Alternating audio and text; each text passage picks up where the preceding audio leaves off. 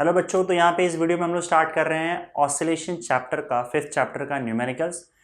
तो पहला क्वेश्चन आपके सामने आप देख सकते हो। A body of mass 0.2 kg performs linear SHM. Body जिसका मास 0.2 kg है, अरे बाप रे, 0.2 kg है, वो लीनियर एसएचएम परफॉर्म कर रहा है। तो बॉडी का मास देके रखा हुआ है 0.2 kg।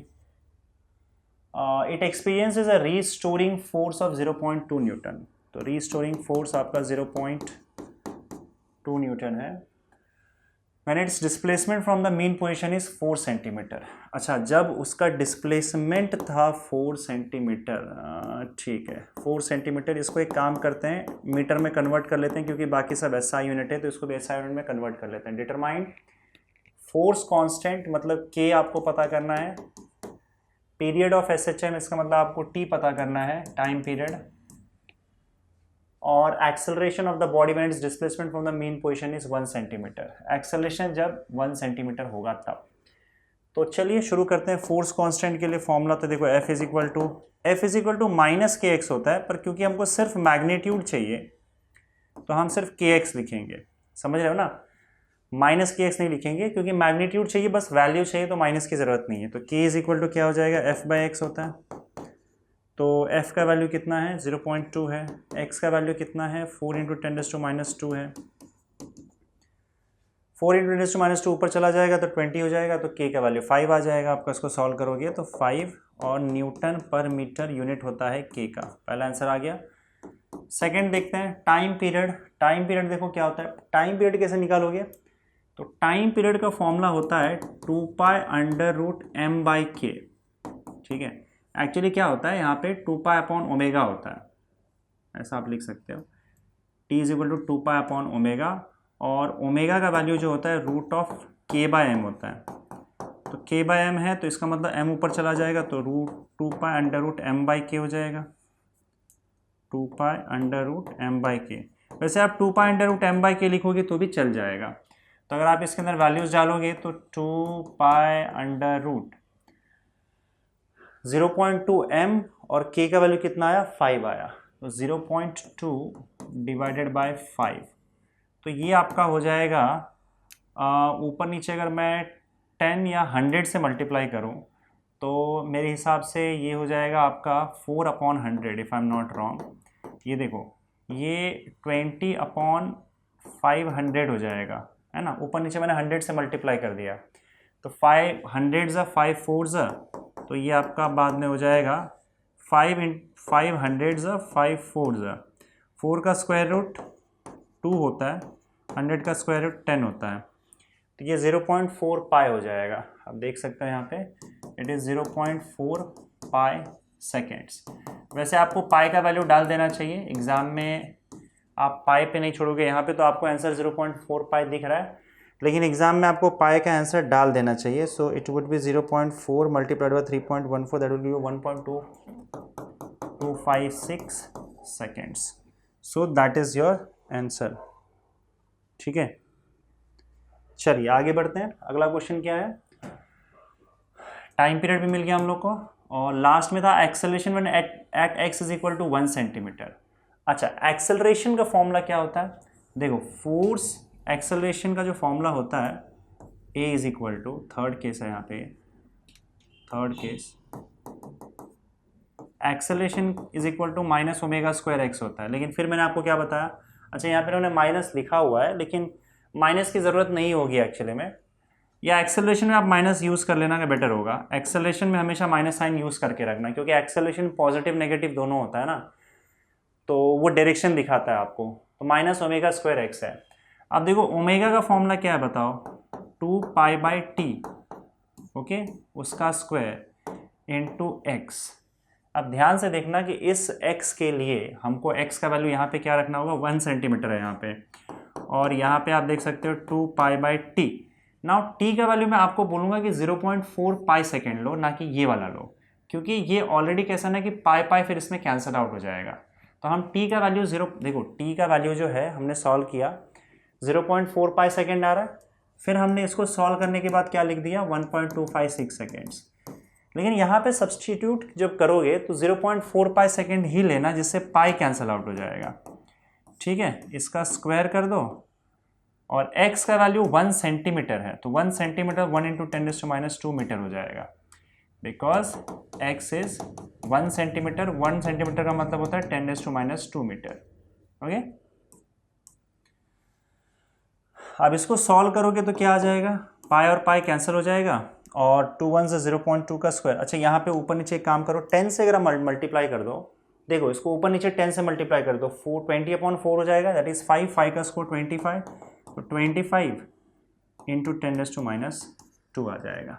ठीक है, 25 ही आएगा ना, 4 4 4 4 4 यही आना चाहिए, 4 5 से 20, नहीं गड़बड़ कर दिया मैंने। अच्छा, 25 का स्क्वायर आएगा, मुझे लगता है यहाँ पे कुछ गड़बड़ है, क्योंकि यहाँ पे आंसर 0.5 दिखा रहा है एक्सेलरेशन, लेकिन ओमेगा स्क्वायर एक्स है, ओमेगा स्क्वायर यानी कि 0.4, omega is equal to 2π/t, 2π नीचे आ जाएगा 0.4π और पाई पाई कैंसिल हो जाएगा, ऊपर नीचे का 10 से मल्टीप्लाई करेंगे तो 20/4 that will be equal to 5, 5 का स्क्वायर 25 होता है। मेरे हिसाब से तो ये आंसर आना चाहिए -25 इंटू 10⁻², और यू कैन सिंपली राइट -0.25, यहाँ पे शायद मुझे लगता है गड़बड़ है, 0.25 मीटर पर सेकेंड स्क्वायर। तो बढ़ते हैं अगले क्वेश्चन की तरफ। Next question, in SI units the differential equation of SHM is d square x upon dt square, d square x upon dt square is equal to -36x, find its frequency and period। तो इसको एक काम करते हैं, इस side ले आते हैं, तो d square x upon dt square plus omega square x is equal to 0 हो जाएगा। इसको कंपेयर करते हैं स्टैंडर्ड इक्वेशन से, d square x upon dt square plus, sorry क्या कर दिया मैंने, प्लस 36x होगा ना, 36x is equal to 0।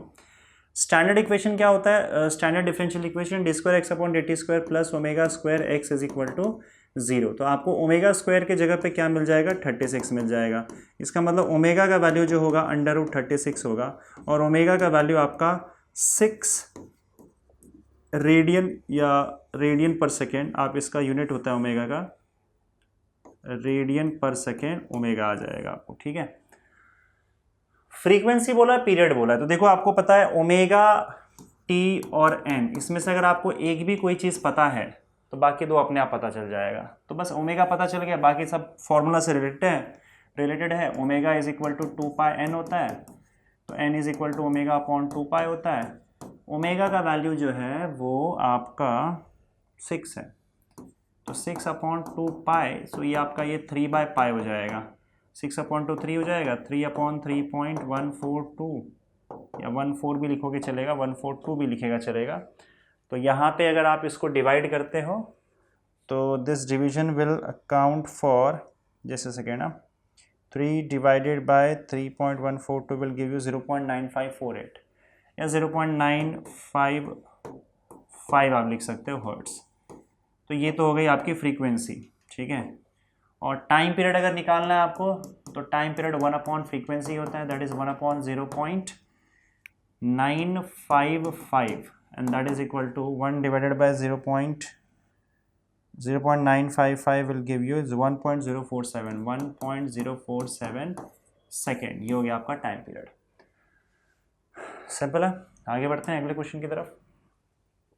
A particle performs linear SHM of period 4 seconds. Time period particle का 4 सेकेंड्स देके रखा हुआ है, एंड एम्पलीट्यूड 4 सेंटीमीटर, और एम्पलीट्यूड इसका 4 सेंटीमीटर दिया हुआ है, that is equal to 4 into 10⁻² metre दिया हुआ है। Okay, find the time taken by to travel a distance of 1 centimetre from the positive extreme position. अच्छा, टाइम पता करना है हमको, कितने टाइम में ये पॉजिटिव एक्सट्रीम पोजिशन से, ध्यान से देखना, पॉजिटिव एक्सट्रीम पोजीशन से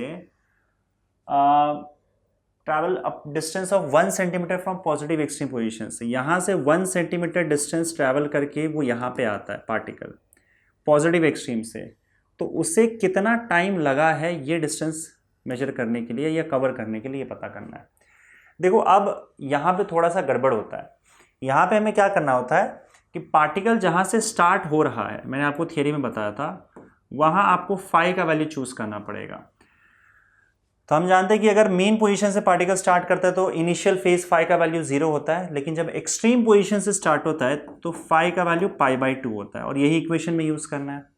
लेकिन इक्वेशन में जब भी आप x चूज करो वो हमेशा मेन पोजीशन से होता है, तो इसका मतलब हमें मेन पोजीशन से x यहाँ पे ये वाला चूज करना है। भले पार्टिकल वहां से आ रहा है पर हमें x देखना है कि x का क्या हो रहा है। तो x बताओ कि यहाँ पे कितना हो जाएगा।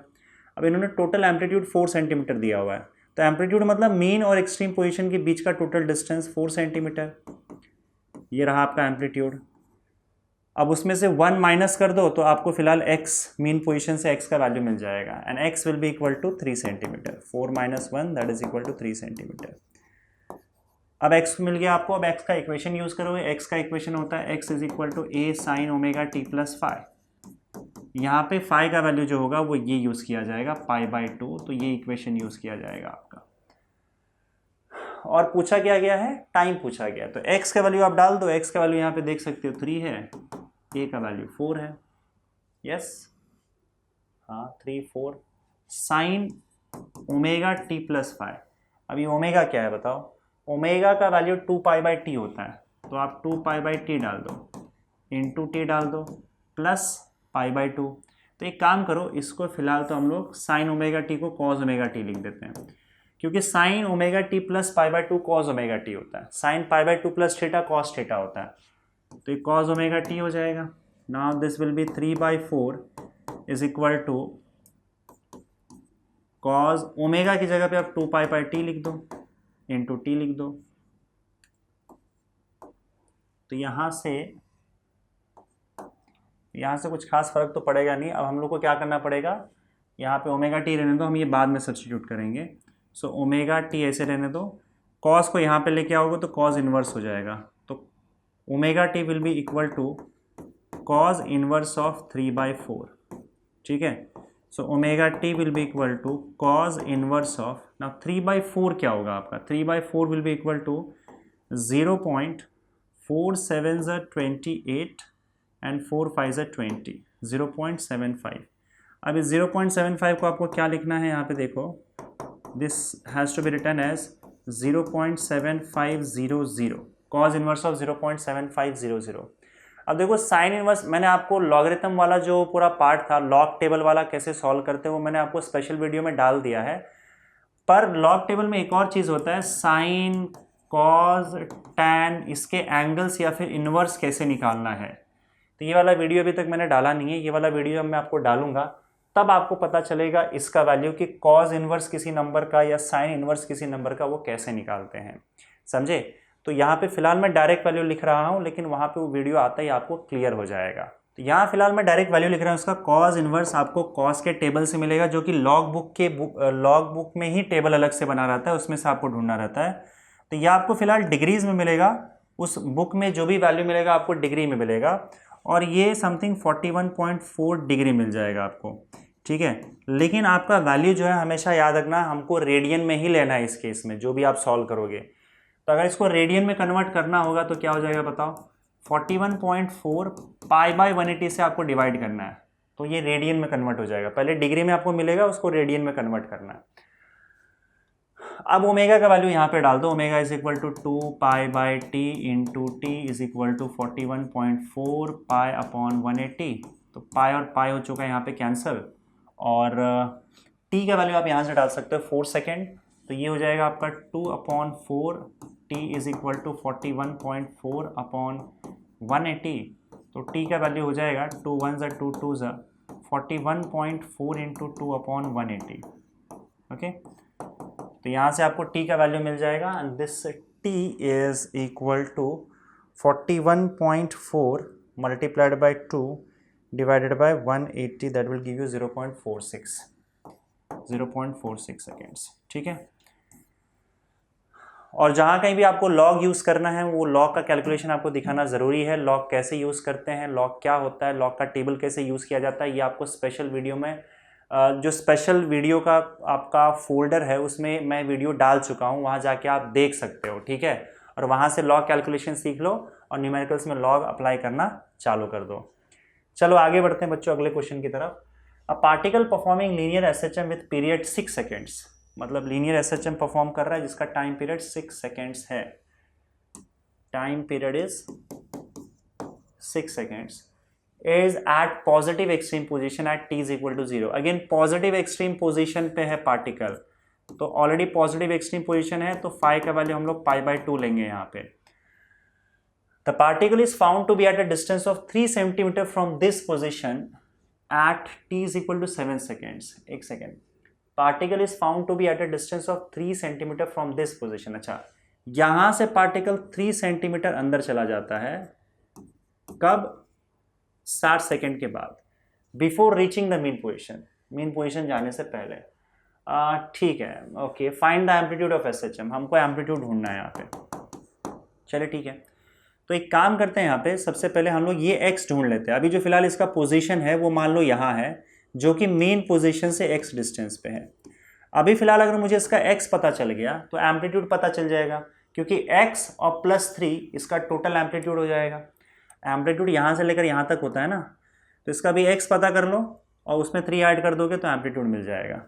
तो x is equal to equation क्या आ जाएगा, a sin omega t plus phi. Okay, तो a आपका x का वैल्यू, अच्छा यहाँ पे x का वैल्यू a के टर्म्स में आएगा. चलो एक काम करो, एम्पलीट्यूड का वैल्यू क्या आएगा यहाँ पे बताओ.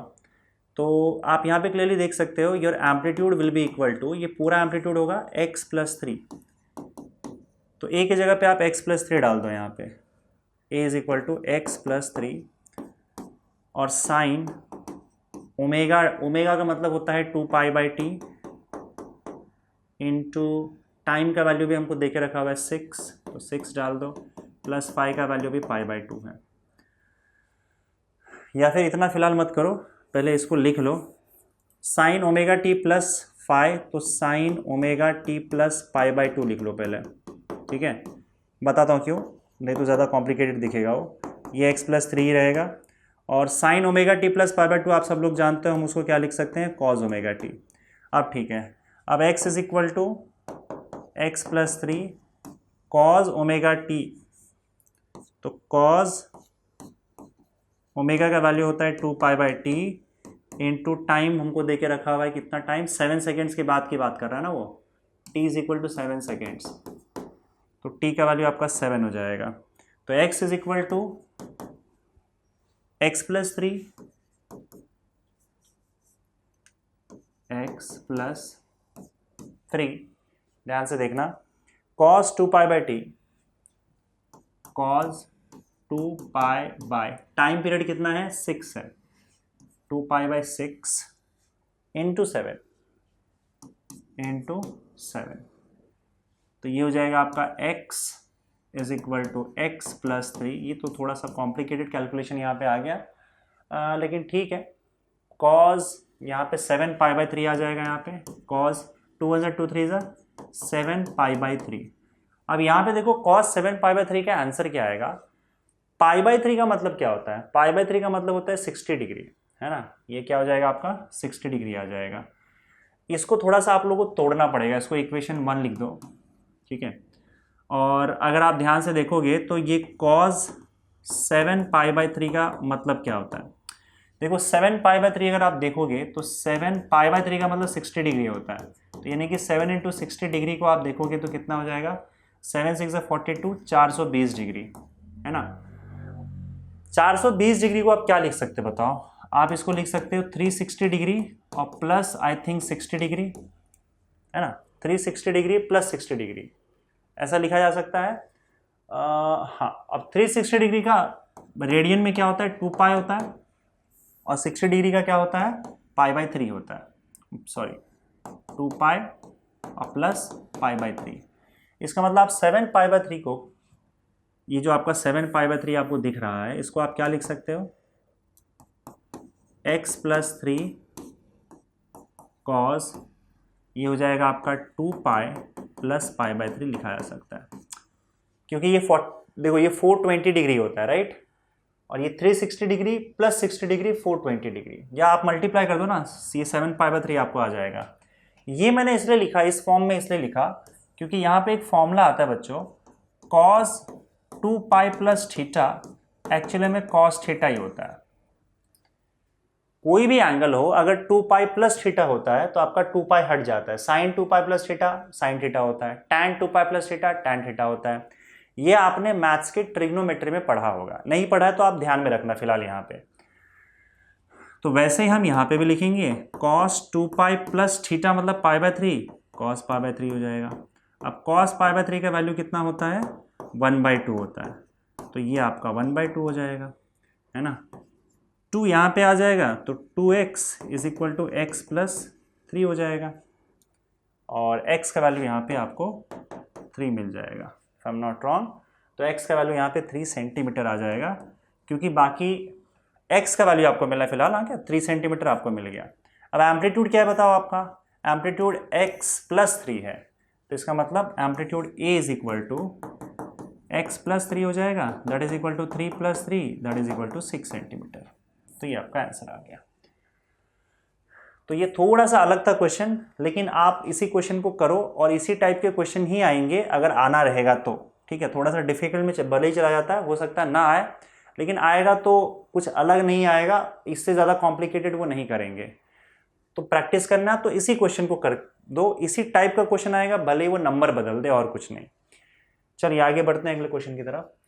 The speeds of a particle performing linear SHM are 8 cm per second and 6 cm per second at respective displacements of 6 cm and 8 cm. Find its period and amplitude.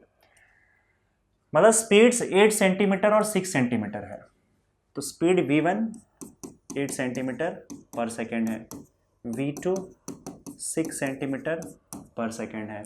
कहाँ पे डिस्प्लेसमेंट, जब 6 centimetre था, और सेकेंड डिस्प्लेसमेंट आपका 8 centimetre है, ठीक है। Period ढूंढना और एम्पलीट्यूड ढूंढना है, मतलब टाइम पीरियड t ढूंढना है और आपको एम्पलीट्यूड ढूंढना है। यहाँ पे आप वेलोसिटी का फॉर्मूला या स्पीड का फॉर्मूला लगाओगे, v का फॉर्मूला होता है v is equal to omega root of a square minus x square, ठीक है। तो यहाँ पे सिर्फ v और x चेंज हो रहा है, एम्पलीट्यूड और आपका जो ओमेगा है वो फिक्स होगा। ओमेगा मिल गया तो हमको टाइम पीरियड मिल जाएगा, तो v1 के लिए ओमेगा a x1 स्क्वायर हो जाएगा, और v1 का वैल्यू अगर आप 8 डालोगे तो 8 is equal to omega root of a square minus x1 का स्क्वायर मतलब 6 6 36, ठीक है। दोनों तरफ स्क्वायर कर दोगे तो 64 is equal to omega square a square minus 36 हो जाएगा। Let this be equation 1।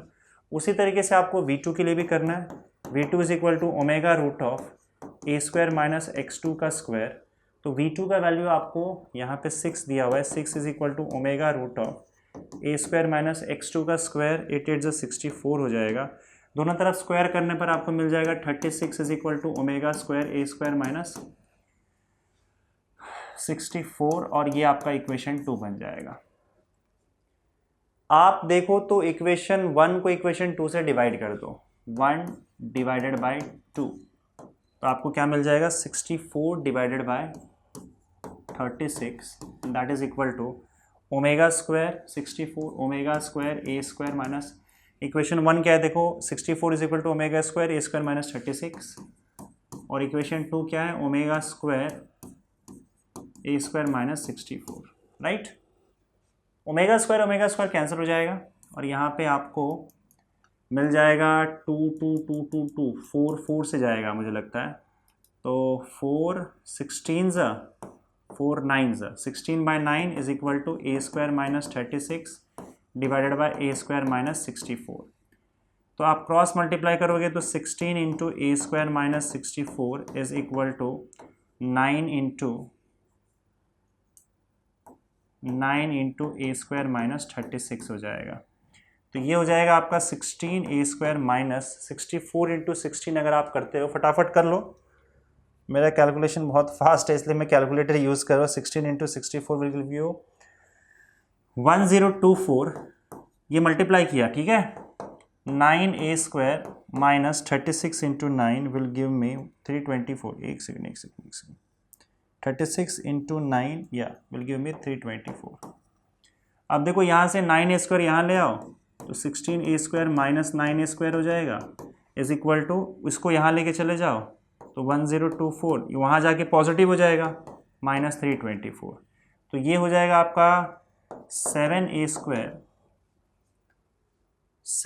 Square is equal to 1024 1024 minus 324 will give you 700 तो ए स्क्वायर का वैल्यू आपको 100 मिल जाएगा, है ना। 7 यहाँ पे डिवाइड हो जाएगा, 100 मिल जाएगा, तो इसका मतलब ए का वैल्यू आपको 10 मिल गया। सारे वैल्यू सेंटीमीटर में दिए हुए, तो ये भी सेंटीमीटर में आ जाएगा।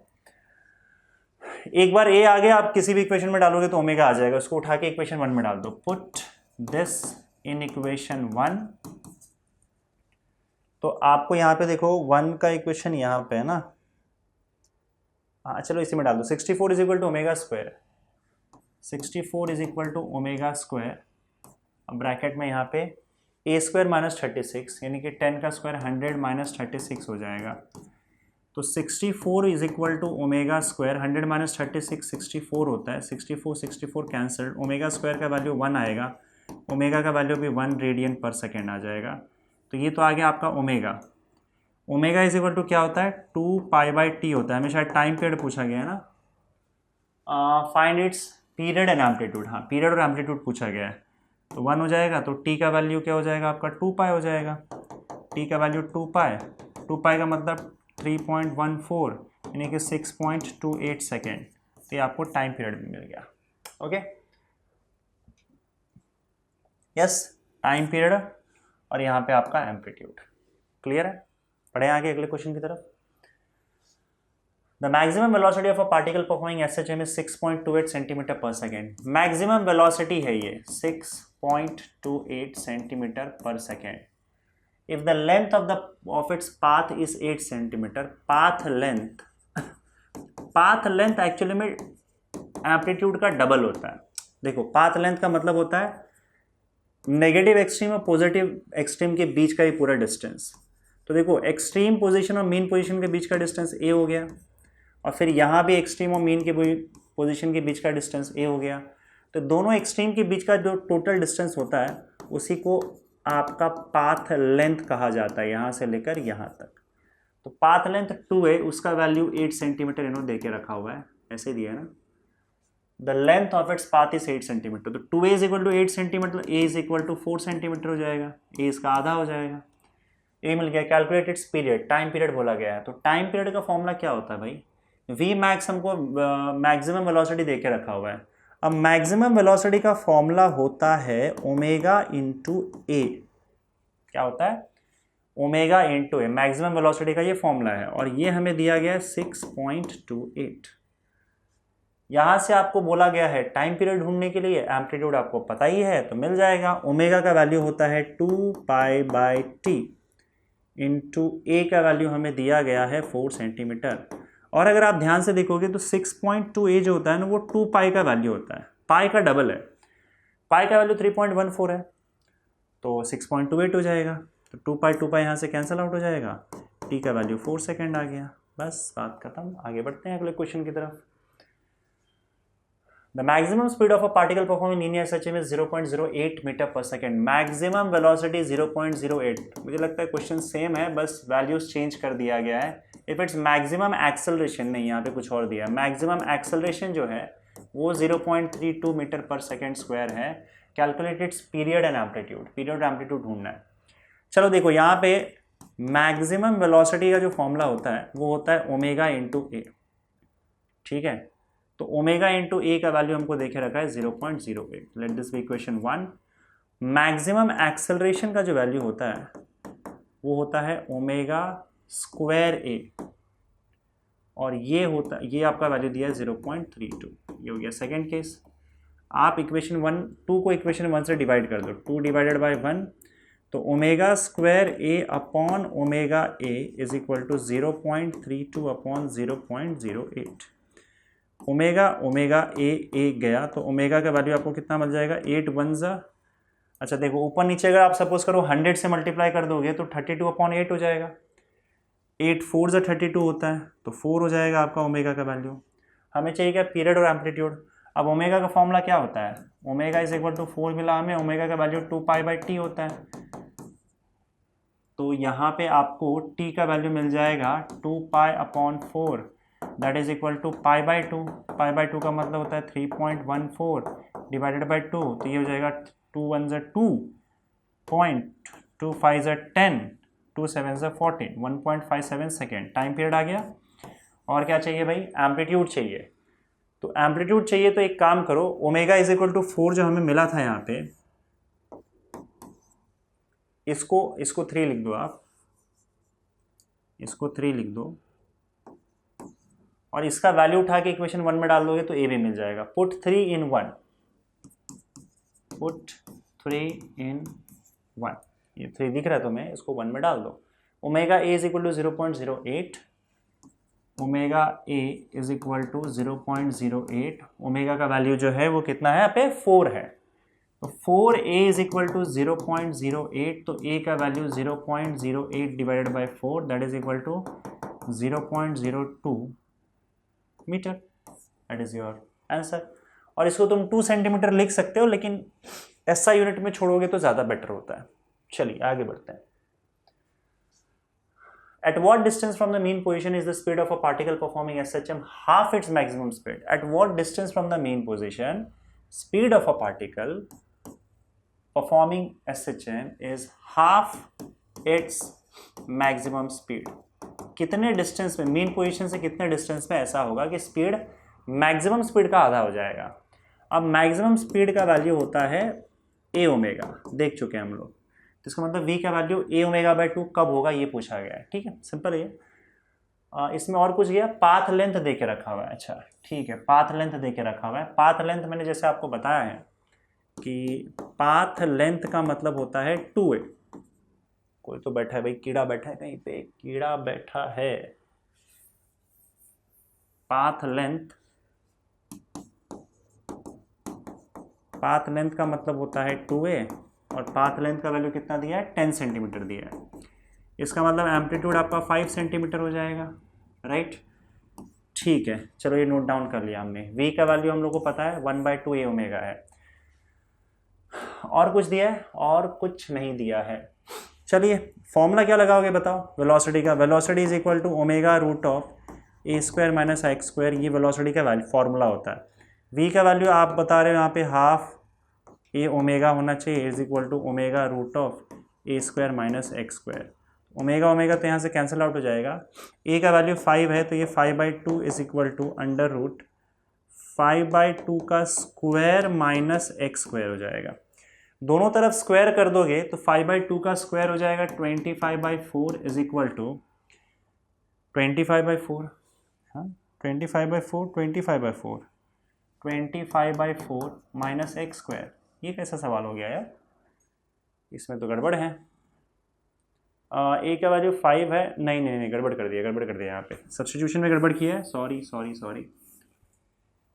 देखो हाफ ए का वैल्यू 5 है, तो ए का वैल्यू 5 है वो ठीक है, is equal to under root a का वैल्यू 5 है, मैंने 5/2 ले लिया था, 5 का स्क्वायर माइनस एक्स का स्क्वायर, तो दोनों तरफ स्क्वायर कर दोगे तो 5/2 का 25 हो जाएगा, ऊपर नीचे 4 हो जाएगा, is equal to 25 minus x square.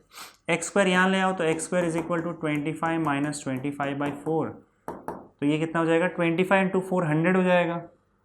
हाँ 100 हो जाएगा। 100 माइनस 25 कितना होगा 75, तो 75/4 हो जाएगा एक्स का स्क्वायर। तो एक्स का वैल्यू क्या होगा under root 75 divided by 2। Root of 75 क्या होगा बताओ। इसको आप लिख सकते हो x is equal to root of 75 को क्या लिख सकते हो under root 25 into 3 divided by 2। 25 का स्क्वायर रूट आप 5 लिख सकते हो, 5/2 हो जाएगा और ये अंडर रूट 3 हो जाएगा। 5/2 मल्टीप्लाइड बाय 1.73 रूट ऑफ 3 का वैल्यू होता है, ये इसको 1.73 रहने दो, चलो ठीक है। तो ये कितना हो जाएगा 5 3 ज़ा 15, 7 5 ज़ा 35, 36 और 5 3 ज़ा 15, 7 5 ज़ा 35, 36, 5 8 हो जाएगा। 8.65 डिवाइडेड बाई 2, तो ये 4.325, तो इसको 4.33 लिख सकते हो। 4.325 लिखोगे चलेगा, सेंटीमीटर में आंसर आ जाएगा क्योंकि वैल्यू सारे सेंटीमीटर में दिए हुए हैं। तो चलो बच्चों आगे बढ़ते हैं और अगले क्वेश्चन की तरफ। देखो, a particle performing linear SHM of period 2 pi seconds, particle linear SHM perform कर रहा है जिसका टाइम पीरियड है आपका, ये काफ़ी पतला हो गया, जिसका टाइम पीरियड आपको देके रखा हुआ है 2 पाई सेकेंड्स, ठीक है। और क्या, about the mean position O is observe to have a speed of b√3 metre per second when at a distance b from O। अच्छा ठीक है, यहाँ पे देखो ये आपका पार्टिकल SHM परफॉर्म कर रहा है जिसका मेन पोजीशन O है, और वो ये बोल रहा है कि O से जब वो B डिस्टेंस पे था, यानी कि O से जब उसका डिस्टेंस B था, मतलब वो यहाँ पे था, तब इस पॉइंट पे उसका जो स्पीड है वो था b√3 मीटर पर सेकेंड। अच्छा, if the particle is moving away from O, अगर वो O से दूर ही जा रहा है at that instant, find the time required by the particle to travel a further distance b। तो उसे कितना टाइम लगेगा और b डिस्टेंस को कवर करने के लिए, मतलब इसके बाद और b डिस्टेंस को कवर करने के लिए, यहां तक आने के लिए उसे कितना टाइम लगेगा, ये हमें पूछा गया है। अब देखो यहाँ पे ये थोड़ा सा कॉम्प्लिकेटेड क्वेश्चन है बच्चों, अगर आपको न्यूमेरिकल्स बहुत ज़्यादा पसंद नहीं है या फिर बहुत डिफिकल्ट लगता है तो आप इसको स्किप कर सकते हो। मेरे हिसाब से शायद इतना डिफिकल्ट क्वेश्चन नहीं पूछेंगे, हालांकि समझ जाओगे, आराम से सुनोगे तो समझ जाओगे। चीज़ें डिफिकल्ट तब होती है जब आपको समझ में नहीं आता है, पर फिर भी अगर ज़्यादा परेशानी हो रही है तो आप स्किप कर सकते हो। बाकी मैं तो आपको करा रहा हूँ, जो समझ रहे हैं अगर मान लो तो समझ लो, इससे आपके कॉन्सेप्ट ही क्लियर हो जाएंगे अगर एग्जाम में ना भी पूछा जाए तो। तो आप देखो पॉइंट A यहाँ से B डिस्टेंस पर उसका स्पीड कितना था b√3, यहाँ से अगर सपोज करो उसे यहाँ आना है तो उसके लिए कितना टाइम लगा है ये वो पूछ रहा है। ठीक है, तो एक काम करते हैं, यहाँ पे हम लोग एक 2 पाई सेकेंड्स यहाँ पे स्पीड इनका देखे रखा हुआ है और यहाँ से यहाँ तक जाने के लिए कितना टाइम लग रहा है। तो एक काम करते हैं, पहले तो यहाँ से लेकर यहाँ तक का टाइम निकाल लेते हैं, या आप सबसे पहले काम करो यहाँ से यहाँ तक का टाइम निकाल लो, इसको हम लोग t2 बोल देते हैं, और O से लेकर B तक का टाइम आप t1 निकाल लो, राइट। और उसके बाद आप माइनस कर दो तो आपको टाइम मिल जाएगा। तो ठीक है, तो एक काम करते हैं, सबसे पहले तो ये टाइम t1 यहाँ का देख लेते हैं, यहाँ तक पहुँचने में कितना टाइम लगेगा। तो हम x वाला इक्वेशन यूज़ करेंगे। अब इसके लिए जो b आपका है पहला वाला केस, फर्स्ट केस, जिसमें b डिस्टेंस यहाँ से लेकर यहाँ तक कवर होता है, तो उसके लिए इक्वेशन यूज़ करेंगे x is equal to a sine. अब क्योंकि ये मेन पोजीशन से स्टार्ट कर रहा है तो फाई का वैल्यू यहाँ पे 0 हो जाएगा, ठीक है। तो ये हम x1 लिख देते हैं, x1 मतलब पहला डिस्टेंस t1 टाइम के लिए, और टाइम हमारा t1 हो जाएगा। इसका आई थिंक एम्पलीट्यूड आपको देख के तो नहीं रखा हुआ है, तो एम्पलीट्यूड आप ऐसे ही रहने दो मेरे हिसाब से। देखते हैं आगे, x1 का वैल्यू आप b डाल दो, a साइन। अच्छा एक काम करो, इन्होंने स्पीड देके रखा है ना, तो मेरे हिसाब से क्या पता वहाँ पे आपको एम्पलीट्यूड मिल जाए, क्योंकि एम्पलीट्यूड की भी ज़रूरत पड़ेगी वैसे।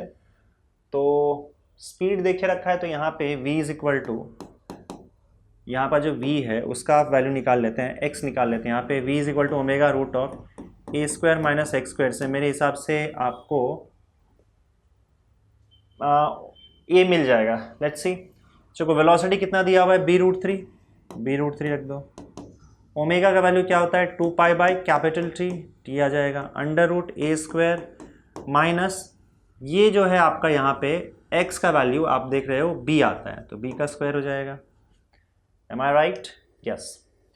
अब ये हो जाएगा आपका b√3 is equal to 2 pi, time period कितना है यहाँ पे 2 पाई है, तो 2 पाई से डिवाइड कर दो, under root a square by b square, क्योंकि x का डिस्टेंस इसके लिए जहाँ पे स्पीड b√3 है उसके लिए x का डिस्टेंस यहाँ पे b आ रहा है।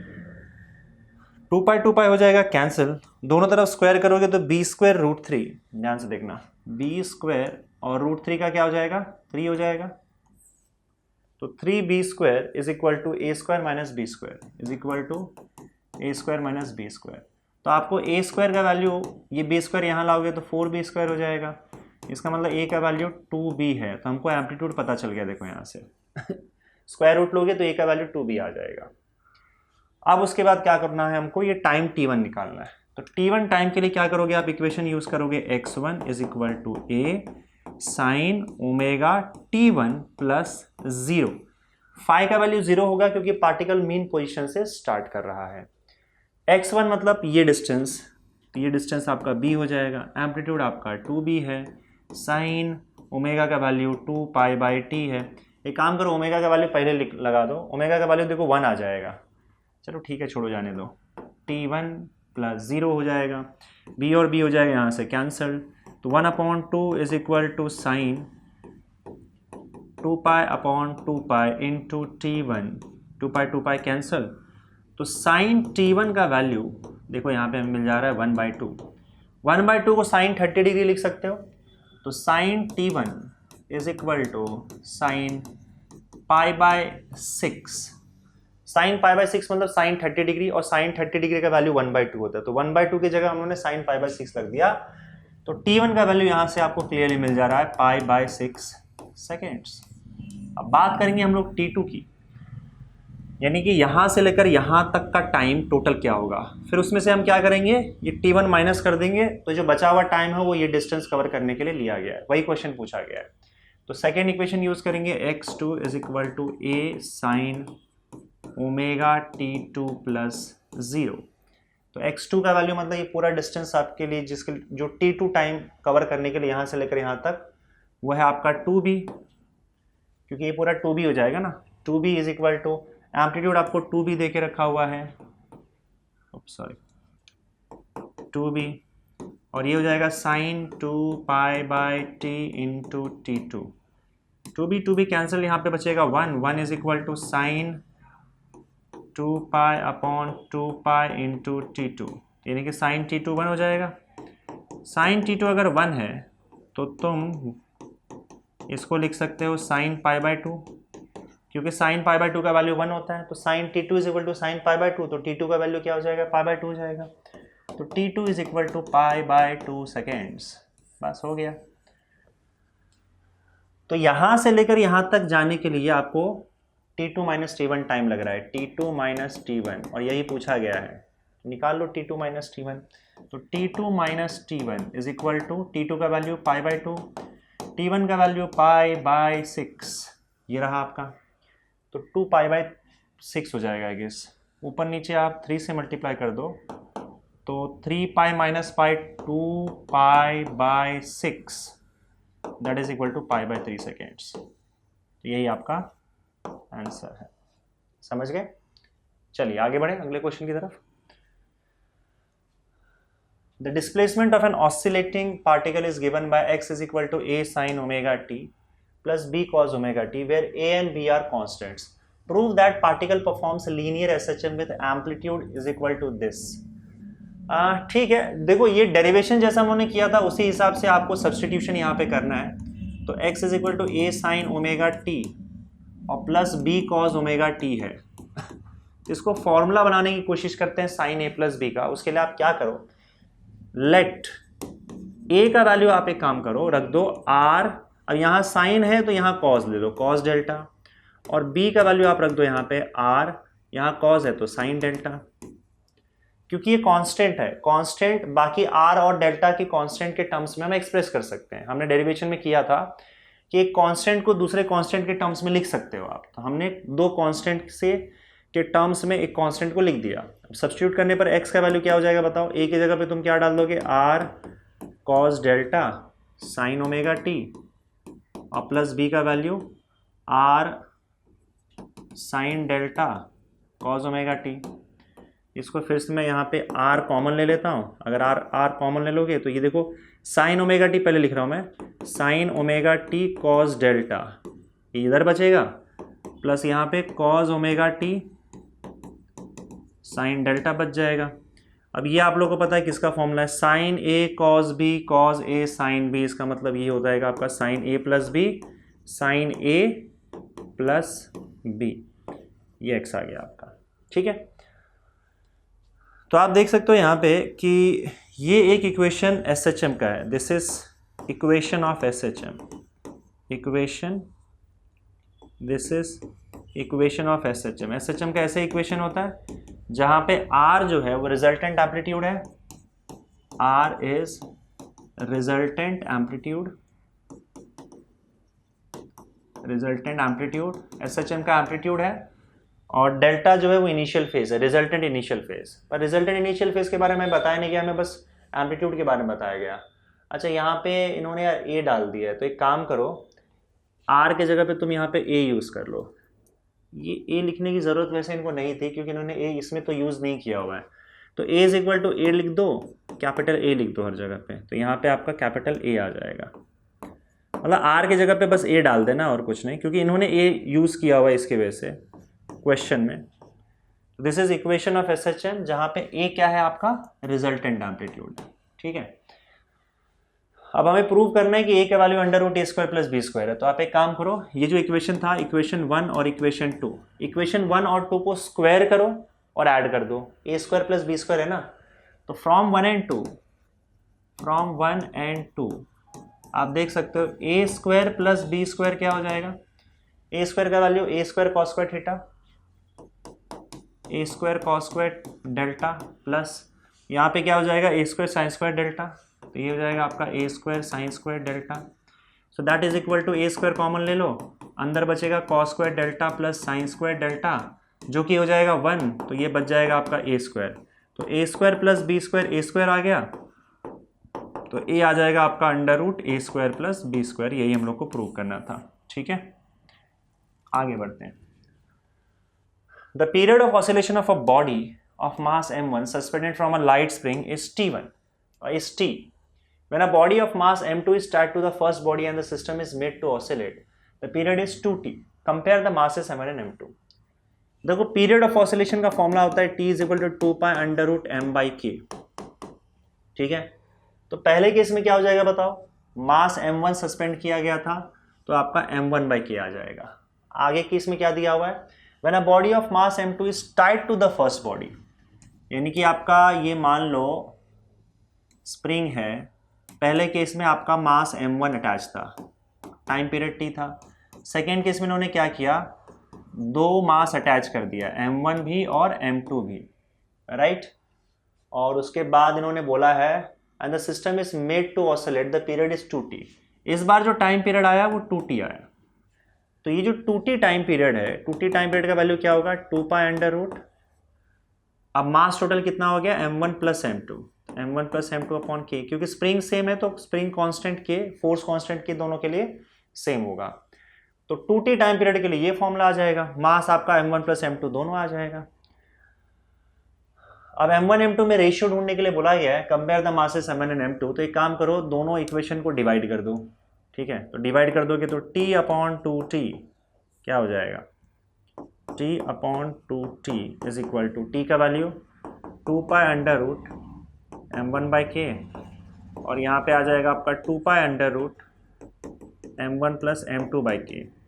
तो देखो सब कैंसिल आउट हो जाएगा, k भी कैंसिल आउट हो जाएगा, t भी कैंसिल आउट हो जाएगा। यहाँ बचेगा 1/2,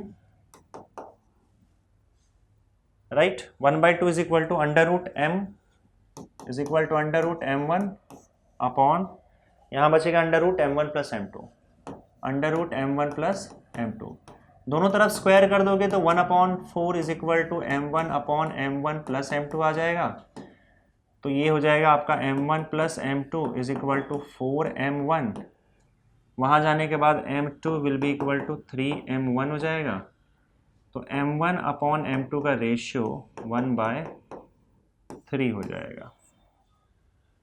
next question, two parallel SHM represented by x1 is equal to 5 sin 4 pi t plus pi by 3 centimeter and x2 is equal to 3 sin 4 pi t plus pi by 4 centimeter are superposed on a particle। तो दो SHM का combination है यहाँ पे। ये determine the amplitude and epoch of the resultant SHM। ये simple है, देखो x1 is equal to 5 sin 4 pi t plus pi by 3, और दूसरे केस में आपका x2 is equal to 3 sine 4 pi t. देखो 4 पाई टी, यहाँ पे ओमेगा ओमेगा कॉमन है या ओमेगा दोनों का सेम है, इसका मतलब सेम फ्रीक्वेंसी का SHM सुपर इम्पोज कर दिया गया है एक ही पार्टिकल पे, यानी कि this is question of combination of SHM या कॉम्पोजिशन ऑफ SHM। तो जो दोनों मिलके नया आपका SHM बनेगा उसका हमें एम्पलीट्यूड ढूंढना है, मतलब रिजल्टेंट एम्पलीट्यूड ढूंढना है, और उसके अलावा रिजल्टेंट एपोक मतलब रिजल्टेंट इनिशियल फेज डेल्टा ढूंढना है। अब हमें दिया क्या क्या, देखो पहले का एम्पलीट्यूड 5 है तो मैं A1 का वैल्यू 5 लिख देता हूँ, दूसरे का एम्पलीट्यूड 3 है तो A2 का वैल्यू आपको 3 मिल जाएगा। पहले का फेस π/3 है तो φ1 इज इक्वल टू π/3, दूसरे का इनिशियल फेस भी π/3 है, श्योर π/3 नहीं π/4 है, दूसरे का वही गड़बड़ है, π/4 है, सॉरी π/4 है, आर सुपर इम्पोज। चलो ठीक है, तो इसका तो देखो फॉर्मूला है, बस आपको फॉर्मूला याद रखना, आर रिजल्टेंट का फॉर्मूला होता है A1 square plus 2A1 A2 cause φ1 minus φ2 और प्लस A2 स्क्वायर, ठीक है। तो ये हो जाएगा आपका 5 का स्क्वायर प्लस 5 का square plus 2 into 5 into 3 cos φ1 minus φ2 यानी कि π/3 माइनस π/4, π/3 माइनस π/4 और प्लस A2 स्क्वायर का मतलब है 3 का स्क्वायर, तो ये हो जाएगा आपका 3 का square and that is equal to 5 का स्क्वायर आपका हो जाएगा 25, 25 प्लस 5 3 15 2 30 बराबर 5 3 15 15 2 30, यस। कॉस π/3 माइनस π/4 कितना होगा बताओ। अब यहाँ पे इसका दोनों का एलसीएम 12 हो जाता है, तो 4 माइनस 3 यानी कि π/12 कॉस π/12 हो जाएगा, ठीक है।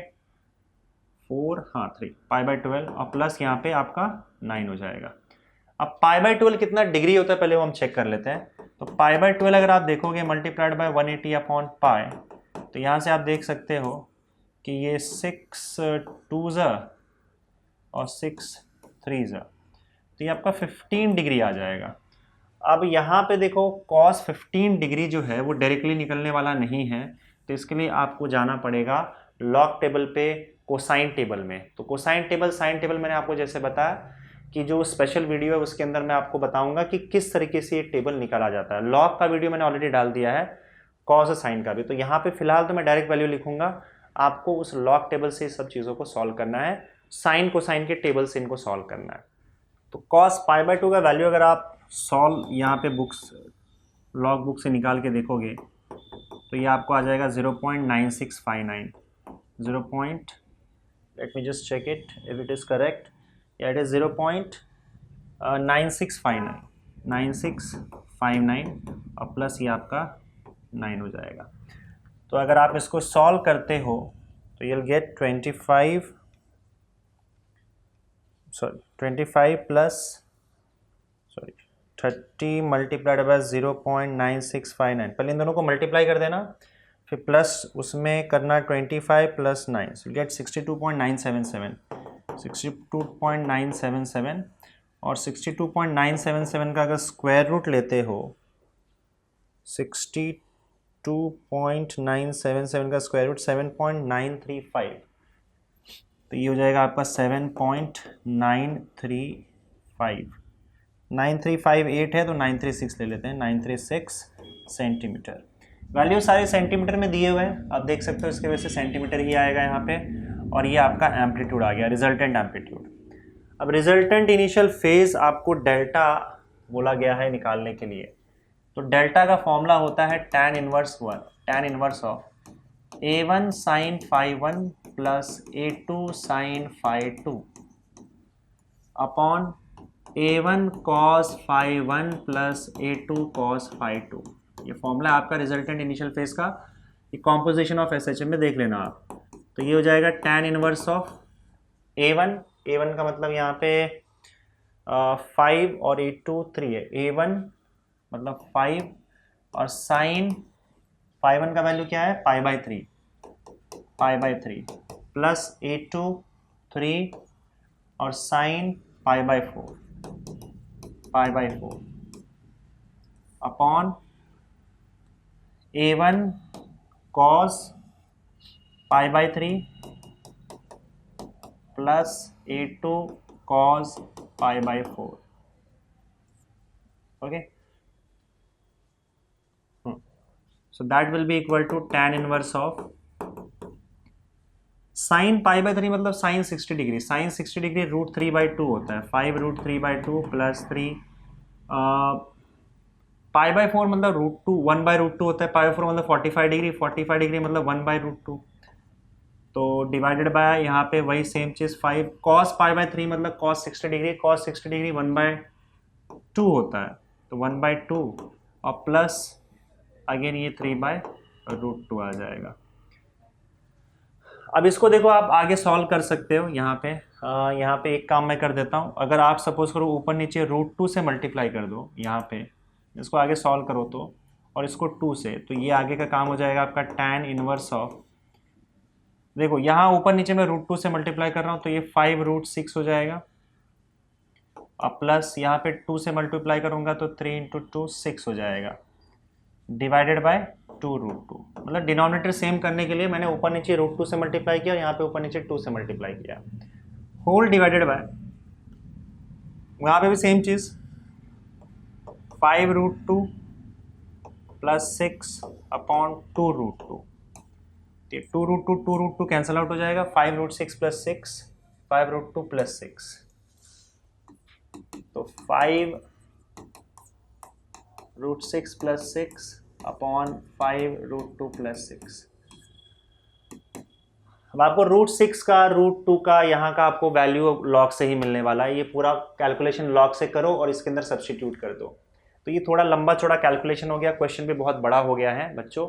तो इतने सारे कैलकुलेशन, इतना कॉम्प्लिकेटेड चीज़ें, मैंने पहले ही बताया कि एग्जाम में तो चांसेस बहुत कम होते हैं पूछने के, लेकिन क्वेश्चन आप देखो बस, एग्जाम में हो सकता है कि वैल्यूज इस तरीके से आपको दिया जाए कि कैलकुलेशन बड़ा आसान हो जाए आपके लिए, तो इसीलिए स्टेप्स और तरीका पता होना बहुत ज़रूरी है, समझे। तो इसको आप सॉल्व कर लोगे तो यहाँ पे मेरे हिसाब से आपका आ जाएगा tan inverse of, let me see, कुछ समथिंग 1.396। अब इसके बाद tan इनवर्स का वैल्यू अगेन आपको tan के टेबल से देखना है, और ये वैल्यू आपको जो भी दिया हुआ है मैं डायरेक्टली लिखता हूँ। कैलकुलेशन वाला पार्ट आप हैंडल कर लो, 54 डिग्री 23 मिनट्स। जो भी आपका tan cos sin का है वो आपको स्पेशल वीडियो में मिलेगा, बाकी जो भी लॉग वाला कैलकुलेशन वाला पार्ट है आपको हैंडल करना पड़ेगा, क्योंकि मैंने वो ऑलरेडी सिखा दिया है, वो ऑलरेडी वीडियो उसका मैंने डाल दिया, अब आप देख लेना। तो ये 54 डिग्री 23 मिनट्स, ये आपका आंसर आ जाएगा, ठीक है। चलिए आगे बढ़ते हैं, ये थोड़ा सा अलग सा क्वेश्चन हो गया है, बस आप स्टेप्स याद रखो किस तरीके से किया गया, फॉर्मूला कैसे अप्लाई किया है, बस वो ध्यान में रखो। मेरे हिसाब से एग्जाम में जो क्वेश्चन आएगा वो इतना कॉम्प्लिकेट करके नहीं आएगा, बल्कि उसमें वैल्यूज कुछ ऐसे होंगे कि डायरेक्टली आंसर आ जाए आपको। चलिए आगे देखते हैं।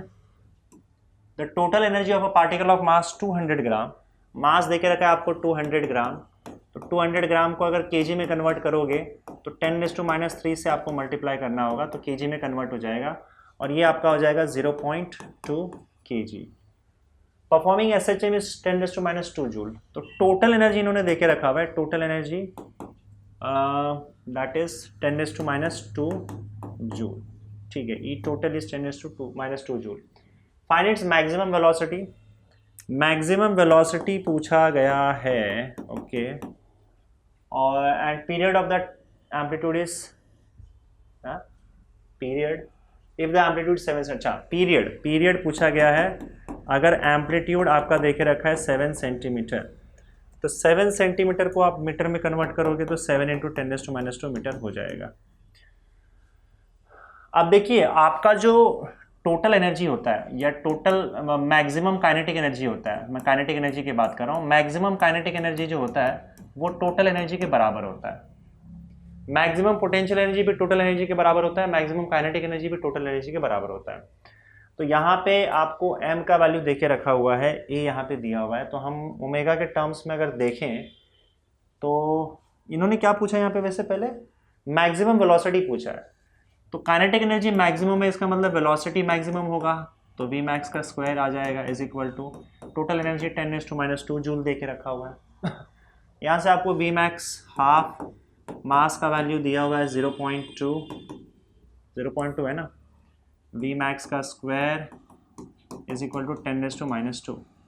तो ये देखो आप देख सकते हो 2 1 2 0.1 आ जाएगा आपका, तो 10⁻1 लिख सकते हो आप इसको, 10⁻1 v max का स्क्वायर इज इक्वल टू 10⁻²। एक 10⁻1 वाला पार्ट हट जाएगा, तो v max का वैल्यू हो जाएगा 10⁻1। 10⁻1 का वैल्यू होता है, का मतलब होता है 0.1। तो वी मैक्स का वैल्यू आप देख सकते हो यहाँ पे क्या आ जाएगा, अंडर रूट 0.1, इसको सॉल्व करोगे तो 0.3162 मीटर पर सेकेंड आ जाएगा। ठीक है, तो ये आपका मैक्सिमम वेलोसिटी आ गया। ये स्क्वायर रूट कैसे निकालो कि आपको लॉग टेबल यूज करना पड़ेगा उसके लिए। स्क्वायर कैसे निकालते हैं, स्क्वायर रूट कैसे निकालते हैं, मैंने लॉग टेबल वाले कॉलम में बता रखा है, जो स्पेशल वीडियो वाला केस है उसमें। चलो वी मैक्स मिल गया। अब आपको क्या चाहिए, अब आपको चाहिए टाइम पीरियड। टाइम पीरियड के अलावा और कुछ नहीं चाहिए। तो देखो वी मैक्स का फॉर्मूला होता है, V max is equal to omega into A होता है। मैक्सिमम वेलोसिटी का फॉर्मूला होता है ओमेगा इंटू ए। तो वी मैक्स का वैल्यू क्या है 0.3162, ओमेगा का वैल्यू क्या होता है 2π/t, और एम्पलीट्यूड का वैल्यू क्या होता है यहाँ पे 7 × 10⁻²। तो 7 × 10⁻² आ जाएगा। तो यहाँ से आप देख सकते हो t का वैल्यू कितना हो जाएगा, 7 × 2 = 14 π × 10⁻² डिवाइडेड बाय 0.3162। t यहाँ आया, 0.3162 को यहाँ भेज दिया, 2π × 7 14π हो जाएगा। इसको अगर आप सॉल्व करोगे पाई का वैल्यू 3.14 यूज़ करके, तो ये आपको मिल जाएगा 14। मैं सॉल्व कर लेता हूँ फटाफट, जस्ट अ सेकेंड। आजा आजा आजा 14 मल्टीप्लाइड बाय 3.14, ठीक है, डिवाइडेड बाय 3162, तो ये 139.02 आ रहा है, 139.02। और इंटू 10⁻², अगर आप देखोगे यहाँ पे तो ये हो जाएगा 2 डेसिमल पीछे शिफ्ट हो जाएगा, अगर मल्टीप्लाई करोगे तो 1.39 सेकेंड्स आ जाएगा। That is your time period. तो टाइम पीरियड भी निकल आया, राइट। चलिए आगे बढ़ते हैं अगले क्वेश्चन की तरफ। The question is potential energy of a particle performing linear SHM is 0.1 π² x²। तो ये पोटेंशियल एनर्जी आपको देके रखा हुआ है 0.1 π² x² जूल दिया हुआ है। If mass of the particle is 20 ग्राम, अगर मास आपका 20 ग्राम यानी कि 20 × 10⁻³ kg हो जाएगा, find the frequency of SHM। तो आपको फ्रीक्वेंसी ढूंढना है। पोटेंशियल एनर्जी का फॉर्मूला आप यूज कर सकते हो, वो होता है आपका हाफ kx²। तो ये है आपका 0.1, या फिर काम करो यहाँ पे m का वैल्यू यूज किया हुआ है ना, तो आप ये वाला फॉर्मूला नहीं, ये वाला फॉर्मूला यूज करो, हाफ m ω² x²। देखो दो फॉर्मूला, एक k के टर्म्स में और एक मास के टर्म्स में, तो हम ये वाला यूज करेंगे। तो 0.1 π² x², ये तो दिया हुआ है पोटेंशियल एनर्जी का value, is equal to half m का वैल्यू दिया हुआ है 20 × 10⁻³ ओमेगा का वैल्यू होता है फ्रीक्वेंसी के टर्म्स में 2πn² और इंटू x²। तो x² तो यहाँ से चला गया भाई। उसके अलावा बचा यहाँ पे 0.1 π² इज इक्वल टू 2 1 ज़ा 2 10 ज़ा, तो यहाँ पे 10⁻² आ जाएगा, 10 × 10⁻³ 10⁻²। 2 का स्क्वायर 4 होगा, पाई का स्क्वायर π² इंटू n² हो जाएगा। π² भी चला जाएगा यहाँ पे, और अगर आप n² का वैल्यू देखो तो 4 × 10⁻² नीचे भेज दो, तो 0.1/4 × 10⁻² हो जाएगा। तो यहाँ पे n² का वैल्यू आपको क्या मिल जाएगा, 10⁻² अगर ऊपर पहुँच गया तो 100 हो जाएगा, 100 मतलब 10, 10/4, 10/4, यही ना। मेरे हिसाब से तो यही होगा, 10 ऊपर जाएगा तो 100 × 0.1 10 हो जाएगा, 10/4 हो जाएगा। 10/4 का मतलब होता है n का वैल्यू √10/4। √10 का वैल्यू आप याद रख सकते हैं 0.3 यहाँ पे क्या था 13162 था ना, तो 3.162 होता है। अगर ये याद रखो तो ज़्यादा बेटर हो जाएगा। वैसे अगर नहीं भी याद है आप लॉग से फट से आपको मिल जाएगा, √10 का वैल्यू 3.162, तो 3.162 और 4 का स्क्वायर रूट 2 होता है, डिवाइड करोगे तो 1.581, ये आपकी फ्रीक्वेंसी हो गई। ठीक है, चलिए आगे बढ़ते हैं। इस वीडियो के लास्ट क्वेश्चन, उसके बाद हम लोग नेक्स्ट वीडियो पे जाएंगे बच्चों। The total energy of a body of mass 2 kg performing SHM is 40 joule. Find its speed while crossing the center of the path. The total energy of a body of mass 2 kg, performing SHM is 40 joule. मतलब total energy देके रखा हुआ है यहाँ पे 40 joule का. Okay, find it speed while crossing the centre of mass. Centre of mass को cross करते हुए स्पीड निकालना है. तो देखो सेंटर ऑफ मास नहीं यार, सेंटर ऑफ पाथ. हाँ, पूरे पाथ का सेंटर मतलब मेन पोजीशन. अब मेन पोजीशन को जब पार्टिकल क्रॉस करता है तो उसके पास मैक्सिमम वेलोसिटी होती है. मैक्सिमम वेलोसिटी है मतलब मैक्सिमम काइनेटिक एनर्जी भी होगी. तो यहाँ पे मैक्सिमम वेलोसिटी पूछा गया है तो मैक्सिमम काइनेटिक एनर्जी भी होगा, उसी का हम फॉर्मूला यूज़ करेंगे. अब देखो बॉडी का जो मैक्सिमम काइनेटिक एनर्जी होता है वो उसके टोटल एनर्जी के बराबर होता है. तो मैक्सिमम काइनेटिक एनर्जी का फॉर्मूला हाफ mv मैक्स का स्क्वायर, टोटल एनर्जी का वैल्यू 40 दे के रखा हुआ है. तो हाफ m का वैल्यू यहाँ पे 2 kg है, v मैक्स का स्क्वायर हो जाएगा इज इक्वल टू 40. तो 2 और 2 हो जाएगा कैंसिल. तो v मैक्स का वैल्यू कितना होगा, √40. अब √40 मतलब √4 इंटू 10. तो 4 का 2 √10 और 10 का वैल्यू मैंने आपको बताया था कितना होता है √10 का 3.162. 2 से मल्टीप्लाई कर दो तो 4 6 2 से 12 3 2 से 6 6.324 मीटर पर सेकेंड. ये आपका मैक्सिमम स्पीड आ गया. ठीक है, तो बाकी क्वेश्चंस बच्चों नेक्स्ट वीडियो में, और आपका टॉपिक यहाँ पे ये ऑसिलेशन हो जाएगा खत्म. नेक्स्ट वीडियो ये न्यूमेरिकल्स, कुछ न्यूमेरिकल्स मैंने इसमें किए हैं, कुछ न्यूमेरिकल्स मैं अगले वीडियो में डाल रहा हूँ. ओके.